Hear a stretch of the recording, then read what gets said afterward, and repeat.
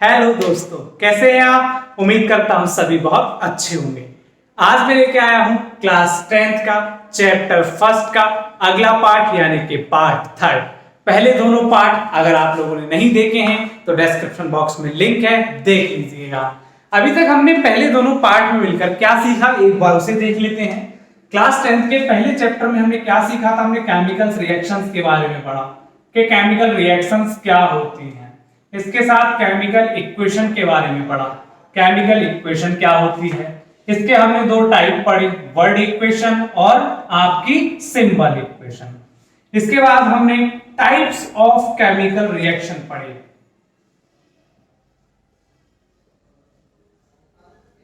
इसके साथ साथ और हमने क्या पढ़ा बेटा, हमने पढ़ा बैलेंस्ड केमिकल इक्वेशन, यानी इसको बैलेंस करने का तरीका, जिसको हमने हिट एंड ट्रायल मेथड के नाम से पढ़ाया था।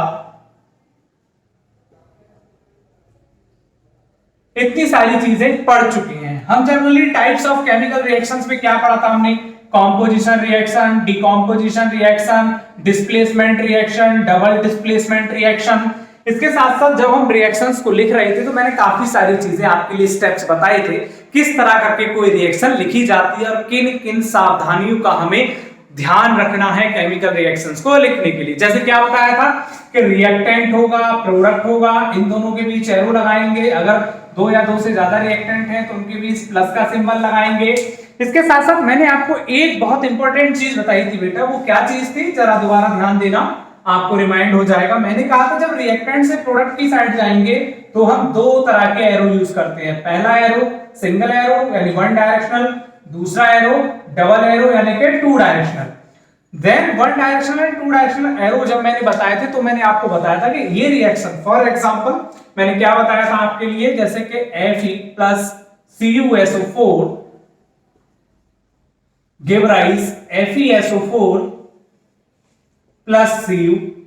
इसके साथ एक अगली रिएक्शन दी थी, वो रिएक्शन क्या थी बेटा, वो रिएक्शन थी आपकी N2 plus 3H2 double arrow give rise 2NH3।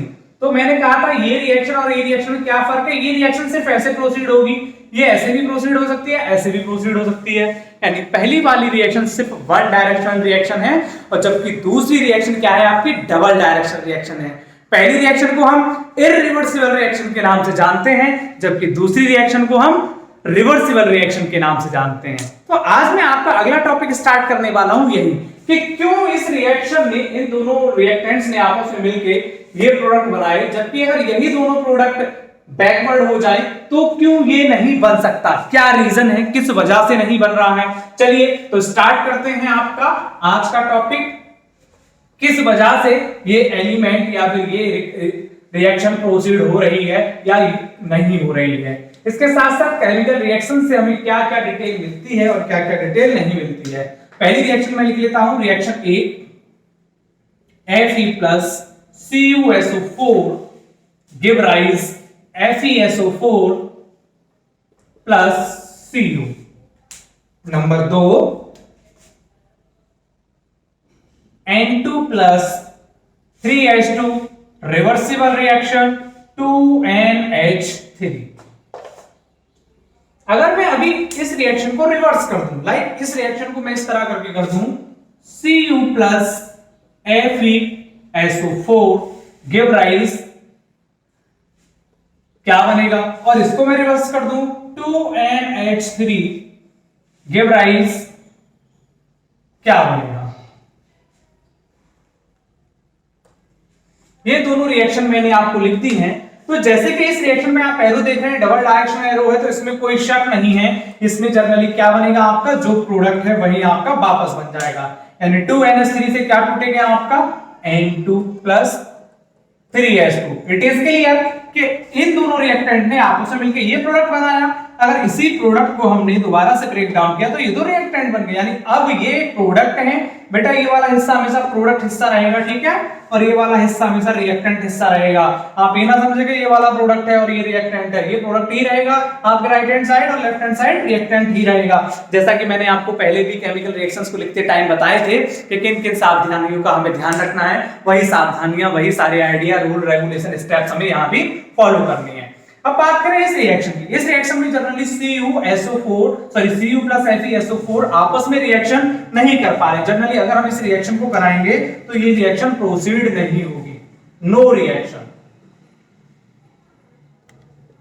जी बिल्कुल, आपके दिमाग में जो सवाल आ रहा है मैं वो समझ रहा हूं कि जब सर ये रिएक्शन इस तरह हो गई है, यानी कि जो रिएक्टेंट आपस में मिक्स हुए तो उन्होंने प्रोडक्ट दिया, अब उसी प्रोडक्ट को हमने रिएक्टेंट साइड लिया, फिर रिएक्शन को प्रोसीड किया तो हमें प्रोडक्ट मिल गए। क्लियर है? अगर हम यही काम FeSO4 के साथ करें, FeSO4 की रिएक्शन Cu से कराएं तो हमें क्या मिलना चाहिए? ये मिलना चाहिए Fe प्लस CuSO4, लेकिन यहाँ पे नो रिएक्शन हो रहा है, कोई रिएक्शन नहीं हो रही है, कोई प्रोडक्ट नहीं मिल रहा है। इसकी क्या वजह है, इसका क्या रीजन है, यही मैं आज आपको क्लियर करने वाला हूं। तो देखो बेटा, जनरली होता यह है कि एलिमेंट्स की ना अपनी एक खासियत होती है कि कौन सा एलिमेंट रिएक्टिव है, कौन सा एलिमेंट नॉन रिएक्टिव है, या इन शॉर्ट बोलूं कौन सा हाईली रिएक्टिव है, कौन सा लेस रिएक्टिव है। इसके लिए आप एक एग्जांपल लो। सपोज दैट आप एक जगह ग्राउंड में खड़े हो, एक तरफ एक बड़ा सा बंदा खड़ा है, इसका नाम हम दे देते हैं ग्रेट खली। ओके, एक तरफ बेटा आप खड़े हैं सूखे से, पतले से, ठीक है, और आपका नाम कुछ भी दे लेते हैं, इसका नाम हमने ग्रेट खली दे दिया है तो इसका नाम हम सीके दे देते हैं, ठीक है, चंद्रकिशोर। चलिए, तो अब होगा क्या, जब चंद्रकिशोर ग्रेट खली से लड़ने जाएगा तो ये ग्रेट खली से नहीं लड़ेगा। क्यों नहीं लड़ेगा? बिकॉज ग्रेट खली का तो बॉडी बिल्डर बहुत हैवी है, वो अच्छे खासे फाइटर हैं, यानी कि WWE वगैरह उन्होंने खेल रखी है, तो ग्रेट खली का जो अमाउंट है वो काफी हायर है, ये हाईली रिएक्टिव है, समझ गए ना, हाईली एकदम हेल्थी हैं। तो ये जो पतला बंदा है, जो कम हेल्थी है, जो रिएक्टिव नहीं है, इन शॉर्ट केमिस्ट्री की भाषा में बोले लेस रिएक्टिव है, ये बोल सकते हैं। ये highly reactive because highly body buildup है उनका, ये less reactive because less body buildup है, ये कमजोर है, कुपोषण का मारा है, खाना पीना ढंग से नहीं खिलाया है इसको, और ये एकदम दबा के खाए हैं, वे एकदम बॉडी बनाई है, जिम विम भी गए हैं, तो इनसे जब लड़ने ये चंद्रकिशोर जाएगा ग्रेट खली से लड़ने तो नहीं लड़ेगा। क्यों नहीं लड़ेगा? बिकॉज ये पतला है और ये काफी मोटे हैं, काफी हेल्थी हैं, तो फाइटिंग नहीं होगी।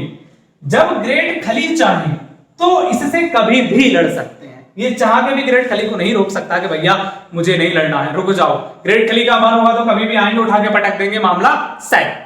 लेकिन ये ऐसा नहीं कर सकता बिकॉज ये पतला है और ये मोटे हैं, मतलब ये लेस रिएक्टिव है। केमिस्ट्री की भाषा में बोले तो ये लेस रिएक्टिव है, और ये ग्रेट खली जनाब महा रिएक्टिव है, यानी कि हायर रिएक्टिव है। तो यही काम होता है एलिमेंट के साथ भी। एलिमेंट्स भी आपके लेस रिएक्टिव होते हैं और हाईली रिएक्टिव होते हैं। जो एलिमेंट हाईली रिएक्टिव होता है, अब आप एग्जांपल से समझ सकते हैं, जो एलिमेंट हाईली रिएक्टिव होगा वो लेस रिएक्टिव को हटा देगा, लेकिन जो लेस रिएक्टिव होगा वो हाईली रिएक्टिव एलिमेंट का कुछ नहीं कर सकता। यानी इस केस में क्या होगा, आपकी रिएक्शन नहीं होगी। यही केस यहां पे हो रहा है। अब आपका क्वेश्चन होगा ये लेस रिएक्टिव हाई रिएक्टिव हमको कैसे पता लगेगा? चलिए मैं आपको बेटा एक टेबल बनाता हूं, फिर आपको बताता हूं कैसे आप पता कर पाएंगे कि ये लेस रिएक्टिव और हाईली रिएक्टिव कैसे है, और अगर किस रिएक्शन में ये एलिमेंट्स आएंगे तो आपको कैसे रिएक्शन फर्दर प्रोसीड करनी है। तो ये सीरीज बेटा आप देख लीजिए, ये कुछ एलिमेंट्स हैं जिनको मैंने एक रो में लिखा है।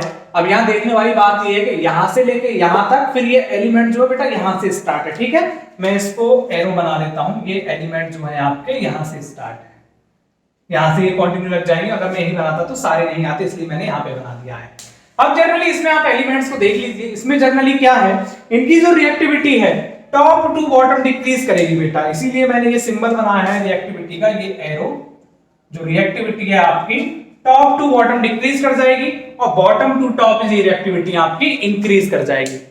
रिएक्टिविटी जनरली क्या है, जब हम एलिमेंट्स को उनके डिक्रीजिंग ऑर्डर ऑफ रिएक्टिविटी में अरेंज करते हैं या एक टेबुलर फॉर्म में प्लेस करते हैं, तो हमें जो टेबल मिलती है वही टेबल या वही सीरीज क्या कहलाती है, रिएक्टिविटी सीरीज या एक्टिव सीरीज के नाम से जानी जाती है। जब भी हम एलिमेंट्स उनके डिक्रीजिंग ऑर्डर ऑफ रिएक्टिविटी में अरेंज कर लेंगे तो इसी अरेंजमेंट को या इसी सीरीज को हम रिएक्टिविटी ऑफ एलिमेंट के नाम से जानते हैं या रिएक्टिविटी ऑफ एटम के नाम से जानते हैं। इस टेबल में आप देखिए सबसे टॉप पे आपका पोटेशियम है, ठीक है बेटा, सबसे टॉप पे क्या है आपका पोटेशियम। तो पोटेशियम क्या हो गया आपका, ये हायर रिएक्टिव हो गया, सबसे हायर रिएक्टिव यानी सबसे हायर रिएक्टिविटी इसकी होगी।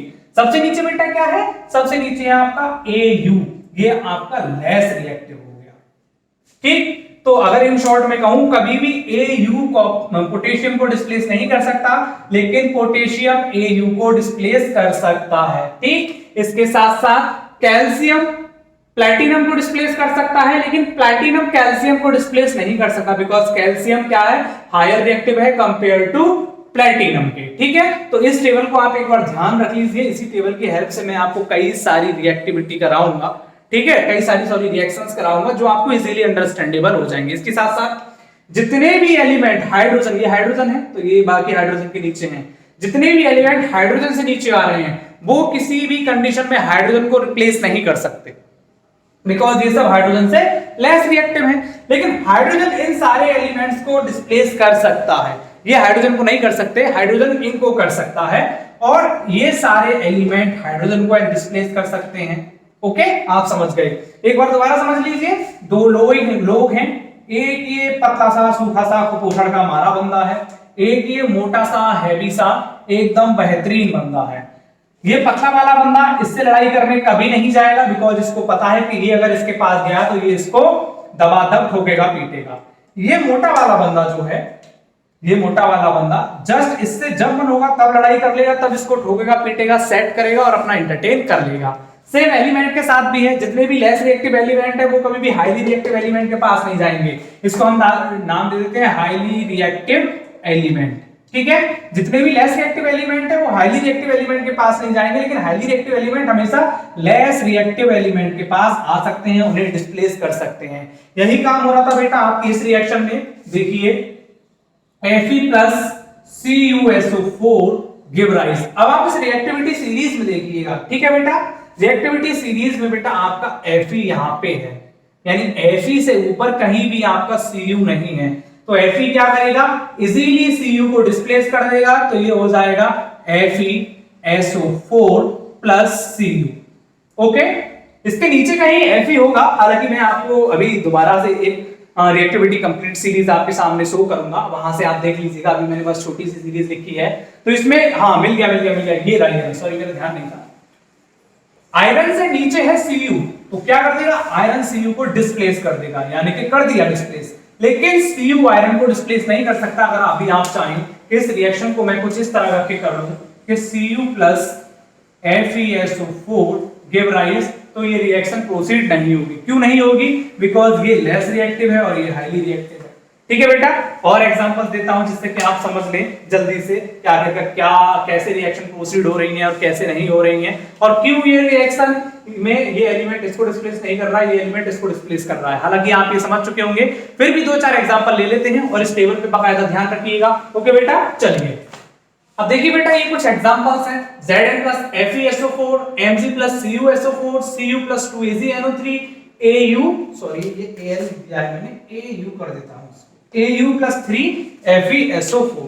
अब इसमें बेटा आप देखिएगा कौन सा एलिमेंट रिप्लेस कर सकता है, कौन सा नहीं कर सकता है। बात करें Zn प्लस FeSO4, तो देखिए Zn कहां पे है इस रिएक्टिविटी सीरीज में, Zn कहां पे है बेटा, Zn ये रहा, Fe कहां पे है बेटा, नीचे है, यानी ये higher reactive less reactive replace कर देगा, बिल्कुल कर देगा। रिएक्शन प्रोसीड होगी आपकी ZnSO4 प्लस Fe।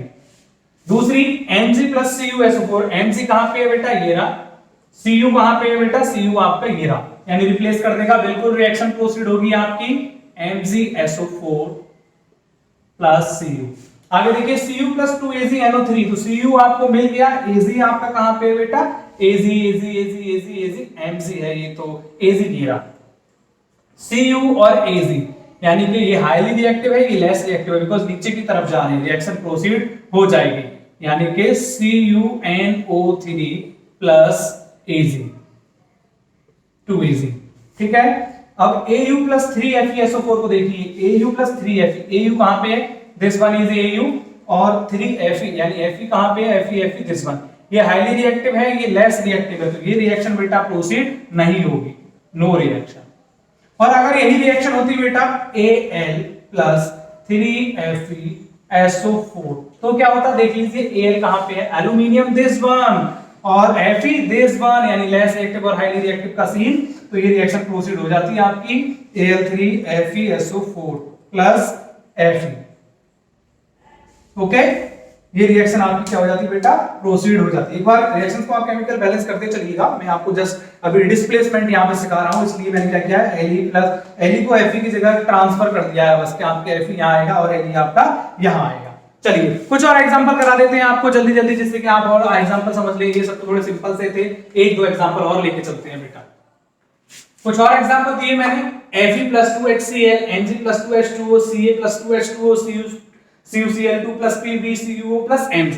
अब इसमें जनरली आप हाईली रिएक्टिव आपका सबसे ज्यादा पोटेशियम है, लेस रिएक्टिव आपका गोल्ड है। बाकी की रिएक्टिविटी सीरीज आप देख ही रहे हैं। इसके साथ साथ मैंने कहा था जितने भी एलिमेंट आपका, ये हाइड्रोजन है, इसको मैं एक स्क्वायर में बंद कर देता हूं, ये हाइड्रोजन है। हाइड्रोजन से नीचे जितने भी एलिमेंट है वो हाइड्रोजन को डिस्प्लेस नहीं कर सकते, लेकिन हाइड्रोजन से ऊपर जितने भी एलिमेंट हैं वो इजीली हाइड्रोजन को डिस्प्लेस कर सकते हैं। तो वो ख्याल आप यहाँ पे भी रखिएगा। पहली रिएक्शन Fe+2HCl, तो देखिए Fe कहां पे है, यहाँ पे है, हाइड्रोजन कहां पे है, 2HCl में यहाँ पे है, तो रिएक्शन प्रोसीड होगी। ये क्या हो जाएगा, Fe2Cl प्लस H2। ओके, आगे क्या होगा, Mg+2H2O। जनरली इसमें क्या हो रहा है, Mg+2H2 में Mg देखिएगा, Mg यहाँ पे है, हाइड्रोजन नीचे, रिएक्शन प्रोसीड होगी।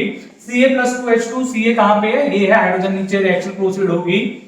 CuCl2 PbCuCl2, यानी कि CuCl2 और Pb आपका यहाँ पे है, तो Pb क्या कर देगा, इसको डिस्प्लेस कर देगा, रिएक्शन होगी। CuO Mg, Cu कहां पे है बेटा, Cu गोरा, Mg आपका ये रहा, यानी Mg Cu को डिस्प्लेस कर देगा। ओके, यानी पर्टिकुलर ये रिएक्शन आपकी होनी ही होनी है, इनमें कोई शक नहीं है। जो रिएक्शन नहीं होगी वहां पे ये एलिमेंट क्या होना चाहिए, लेस रिएक्टिव होना चाहिए। जैसे अगर ये Mg की जगह आपका Ag होता, सपोज दैट Mg की जगह आप इसको Ag कर देते, तब रिएक्शन आपकी प्रोसीड नहीं होती, बिकॉज हाइड्रोजन से लेस रिएक्टिव है Ag बेटा। इसलिए अब आप समझ गए होंगे डिस्प्लेसमेंट रिएक्शन और डबल डिस्प्लेसमेंट रिएक्शन किस बेसिस पे हो रही है, किस तरह करके एक एलिमेंट या एक कंपाउंड दूसरे कंपाउंड में से दूसरे एलिमेंट को डिस्प्लेस कर रहा है, या किस तरह करके ये म्यूचुअल अंडरस्टैंडिंग के साथ एक दूसरे को इंटर एक्सचेंज कर रहे हैं। इसी तरह की रिएक्शन जो अपने एलिमेंट को एक साथ इंटर एक्सचेंज करें, उनको पार्टनर केमिकल रिएक्शंस के नाम से भी जाना जाता है, या पार्टनर एक्सचेंज रिएक्शन के नाम से भी जाना जाता है। तो बेटा आप समझ गए होंगे किस तरह करके ये रिएक्टिविटी सीरीज काम करती है, रिएक्टिविटी सीरीज में क्या काम है एलिमेंट्स का, और कैसे ये reaction double phase single phase होती है। यानी कि अगर हम बात करें आपके उस रिएक्शन की 2NH3 give rise to N2 plus 3H2, तो ये बेटा कैसी रिएक्शन थी, ये आपकी डबल हैंडेड रिएक्शन थी। ठीक है, बाकी की रिएक्शन ये क्या है, सिंगल हैंडेड रिएक्शन है, ये इसको बना सकती है, ये इसको बना सकती है। ये रिएक्शन कॉन्टिन्यूसली चलने वाली रिएक्शन आपकी होती है, इंटरचेंज या मिक्सअप कर रही है एक तरह से। डिकॉम्बिनेशन रिएक्शन होगी 2NH3 जब टूटी तो, और जब ये अपोजिट होगी तो ये कॉम्बिनेशन रिएक्शन हो जाएगी। एक साथ दोनों रिएक्शन के एग्जांपल है। ओके बेटा, चलिए अब बात करते हैं जनरली आपके अगले टॉपिक की, और अगला टॉपिक है आपका रेडॉक्स रिएक्शन। हाँ जी, बताते हैं आपको रेडॉक्स रिएक्शन क्या। अगला टॉपिक है आपका रेडॉक्स रिएक्शन। जनरली बेटा रेडॉक्स रिएक्शन एक ऐसी रिएक्शन होती है जिसमें एक साथ दो रिएक्शंस पार्ट करती हैं। ये कौन कौन सी रिएक्शंस होती हैं, हाँ जी, एक साथ बेटा इसमें दो रिएक्शन पार्ट करेंगी। एक होगी आपकी ऑक्सीडेशन, दूसरी होगी बेटा आपकी रिडक्शन। जब ऑक्सीडेशन और रिडक्शन एक साथ पार्ट करें किसी भी केमिकल रिएक्शन में, तो इसी तरह की रिएक्शंस को बोला जाता है आपका रेडॉक्स रिएक्शन। या रेडॉक्स रिएक्शन वो रिएक्शन है जहां रिडक्शन और ऑक्सीडेशन एक साथ हो। ओके बेटा, तो बात करें एक एक रिएक्शन की। पहले ऑक्सीडेशन की बात करेंगे हम, फिर रिडक्शन की बात करेंगे। ठीक है, पहले हम बताएंगे कैसे ऑक्सीडेशन होता है, क्या इंपॉर्टेंस है ऑक्सीडेशन का, फिर हम बताएंगे क्या रिडक्शन होता है। तो बात करें ऑक्सीडेशन की। ऑक्सीडेशन रिएक्शन जनरली बहुत ही सिंपल रिएक्शन होती है और हमारी डेली लाइफ के लिए बहुत यूजफुल होती है। यानी कहीं ना कहीं ये हमारी लाइफ में या इन रिएक्शंस को हमने कहीं ना कहीं जरूर देखा। तो जनरली ऑक्सीडेशन रिएक्शन केमिस्ट्री के लिए बहुत यूजफुल है और इन रिएक्शंस को हमने आपने कहीं ना कहीं जरूर देखा होगा। ये रिएक्शन हमारी डेली लाइफ से बिलोंग करती हैं और कहीं ना कहीं हमें जरूर मिल ही जाती हैं। कैसे बात करें, अगर बेटा आप 1 ग्राम कॉपर के पाउडर को गर्म करेंगे,